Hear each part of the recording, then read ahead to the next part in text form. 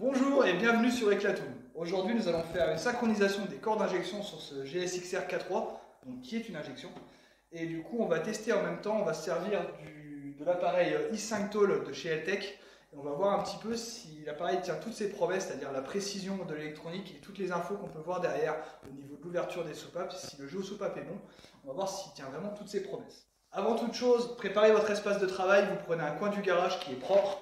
Vous installez votre servante, vous installez des différents plateaux pour mettre vos outils et pour travailler proprement. Donc ça vous évitera de perdre des pièces, de perdre des outils par exemple, et de travailler dans les bonnes conditions. Munissez-vous aussi de la revue technique du constructeur, donc en l'occurrence Suzuki, qui va être relativement complète, même s'il n'y a pas tous les petits détails dessus, on va essayer de vous les apporter pour les petits détails qui vont faire la différence sur votre réglage, mais au moins vous aurez la procédure correcte à réaliser pour votre moto. Chaque moto a une petite procédure, un petit détail. Il y a également donc, des précautions à prévoir sur le véhicule en lui-même que Donovan va vous expliquer. Donc on a besoin d'un filtre air plutôt sain, donc propre ou nettoyé ou remplacé. Ça dépend si vous avez un KN par exemple, comme sur cette moto. On va avoir aussi besoin d'avoir des bougies neuves ou récentes, un jeu de soupape qui est correct, donc une révision faite récemment, ça peut être bien. Ça va aider à une bonne synchronisation. Donc voilà comment se présente le Eltech. On a donc deux raccords un petit peu plus longs, ce qui va nous permettre par exemple sur les BMW à moteur boxer d'accéder de chaque côté des cylindres, donc de faire des petites rallonges. On a des raccords en 3 et des raccords qui se branchent, donc par exemple disait Donovan sur les XJR, ouais. Sur les 1300, les 1200. Chez Yamaha, ils ont pas mal de fois ce système-là de vissage sur la rampe d'injection. On vient en fait enlever un petit bouchon. Voilà, donc vous avez plusieurs types de raccords, ce qui peut vous servir. Et vous avez également des raccords droits, ce qui vous évite de démanchonner vos raccords qui sont sur vos pipes si c'est pas très accessible. Et vous avez donc votre appareil qui est lié par USB, qui est ici à l'ordinateur, et les 4 tuyaux que vous allez relier sur vos cylindres. Sur celui-là, donc cylindre numéro 1, vous allez avoir un T que vous pouvez remplacer par un tuyau au cas où vous auriez besoin, par exemple sur certaines motos, ce que nous avons branché au système pair, la sonde, des fois est reliée au cylindre 1. C'est une chose qui est demandée chez certains constructeurs, ce qui n'est pas le cas ici. Donc là, ici, on a simplement un tuyau avec un bouchon qui va nous servir dans l'état. Donc chaque cylindre va recevoir son tuyau. Et la couleur va correspondre au cylindre, ce qui va nous permettre de voir sur le logiciel très rapidement quel cylindre va être à régler. Et en visuel, c'est quand même beaucoup plus appréciable de savoir quel cylindre a quelle couleur et à quoi ça correspond. Ok, donc là, on peut déjà enlever la selle. Vous avez deux vis ici en clé Allen de 4. Hop. Ici, deux vis pour le réservoir devant, aussi en clé Allen de 4. On peut lever le réservoir et ensuite on va venir le caler. Donc là, bon, on fait avec les moyens du bord, hein, un petit carton. Chez Suzuki, nous, on a une petite barre en fait qu'on vient mettre sur les crocs de colonne et juste ici dans les maintiens de réservoir. Donc ensuite, on a notre rampe d'injection qui est juste ici. On a tout un panel de durite là, qui passe tout en bas. Et c'est en fait ici qu'on va venir se raccorder. Donc du coup, sur ce modèle-là, on va devoir enlever la boîte à air. Pour enlever la boîte à air, très simple. Une vis ici, clé hexagonale de 10. Ensuite, on a des petites vis cruciformes ici sur les corps d'injection. Donc il y a 4 durites sur ce modèle. 4 colliers voilà, sur ce modèle. On va devoir enlever cette durite ici, la durite juste ici, donc ça c'est des reniflards d'huile, hein. Le capteur de pression atmosphérique juste ici, on n'en aura pas besoin pour la synchronisation, c'est bien notifié dans la revue technique.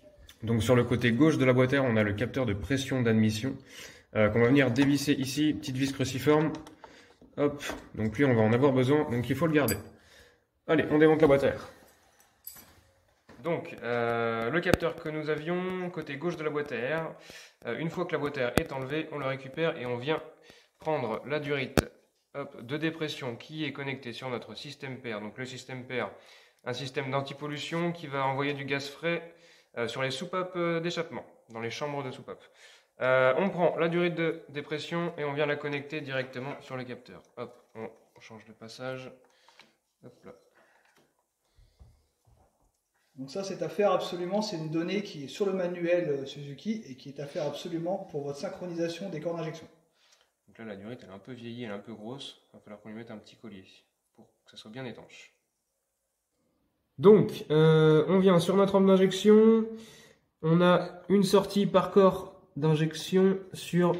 hop là, voilà. Donc on enlève en fait tout ce petit Y, c'est T, c'est du RIT. On vient enlever en fait chaque couple. Le 4 va être relié avec le 3, et ainsi de suite.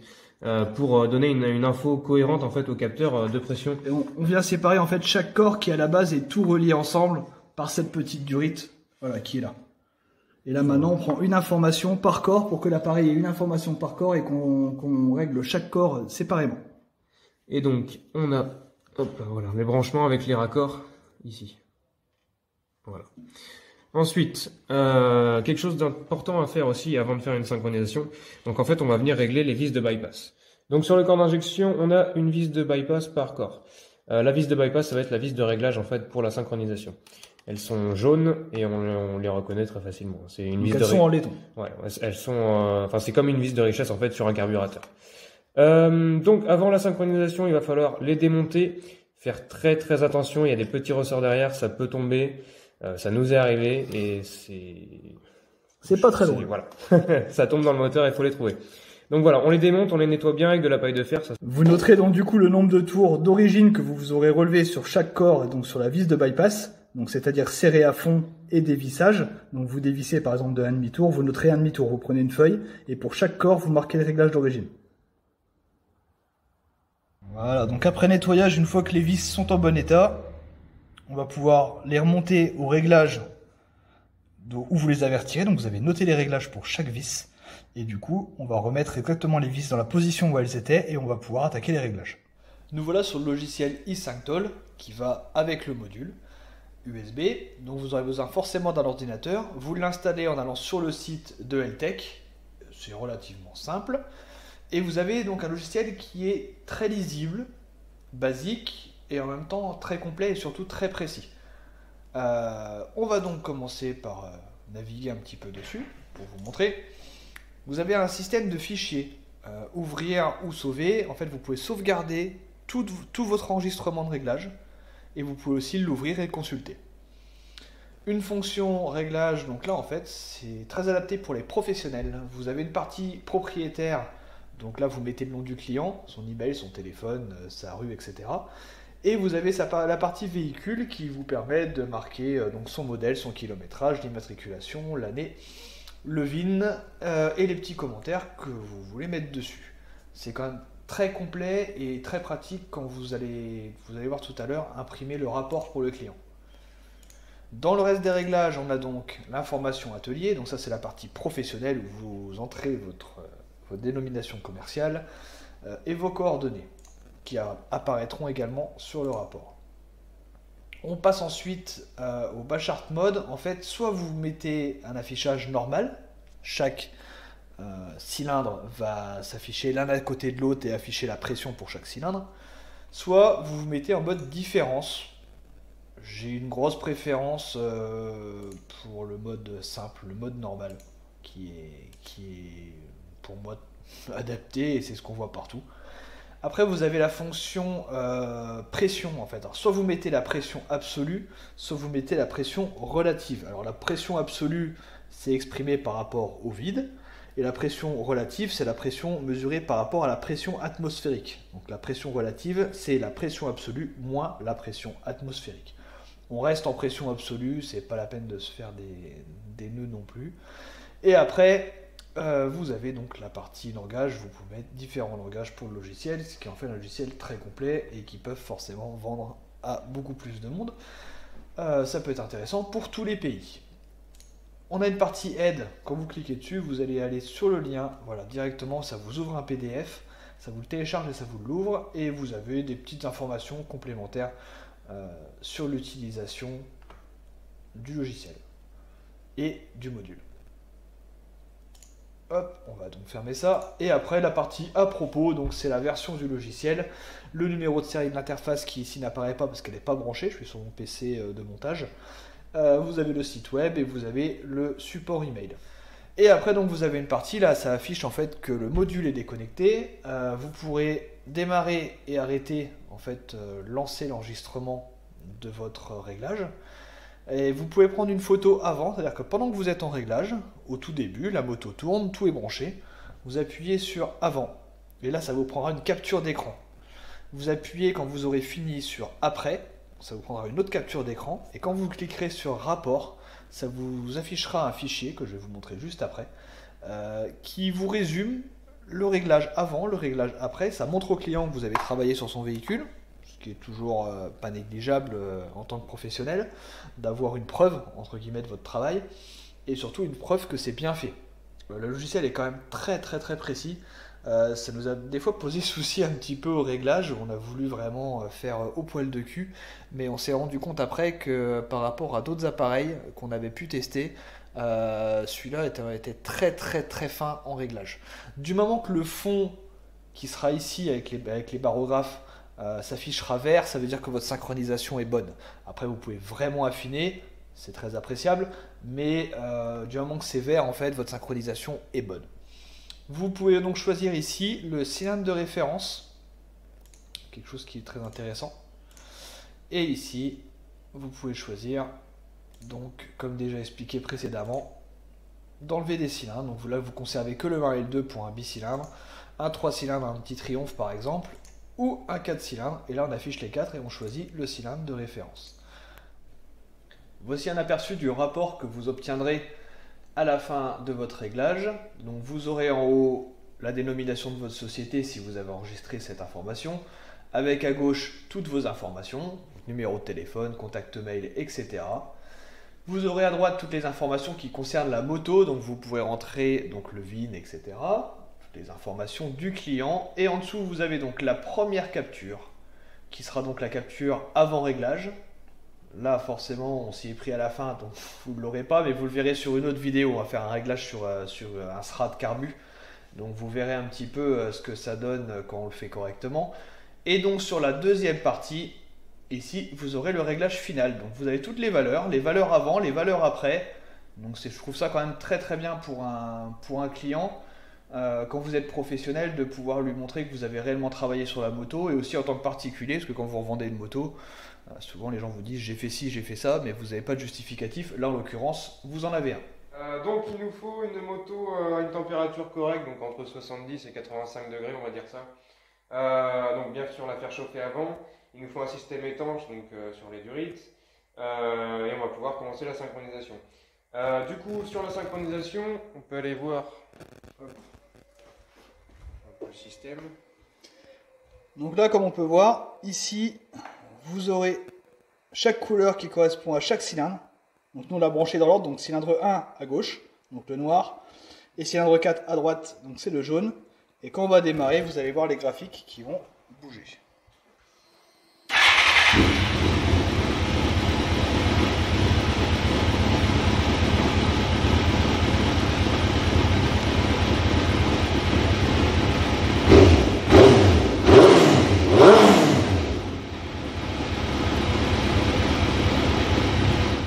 Je mets donc en off pour vous montrer un petit peu les réglages qui sont ceux de départ de la GSX-R. On a donc un vrai souci sur le cylindre 1 au niveau de la synchronisation. Le cylindre 2, 3 et 4, il y a des petits écarts, hein, c'est pas dingue, sachant que généralement les incrémentations vont de 5 points en 5 points sur les autres appareils. Donc là on est dans la norme. Par contre le cylindre 1, il y a vraiment un gros écart. Voilà ce qu'on a donc au fur et à mesure des réglages. On rapproche tout doucement cylindre par cylindre, on ne se précipite pas, on y va doucement, et pour assurer ces réglages, on fait varier avec l'accélérateur de temps en temps pour vérifier que les réglages reviennent bien là où on en était.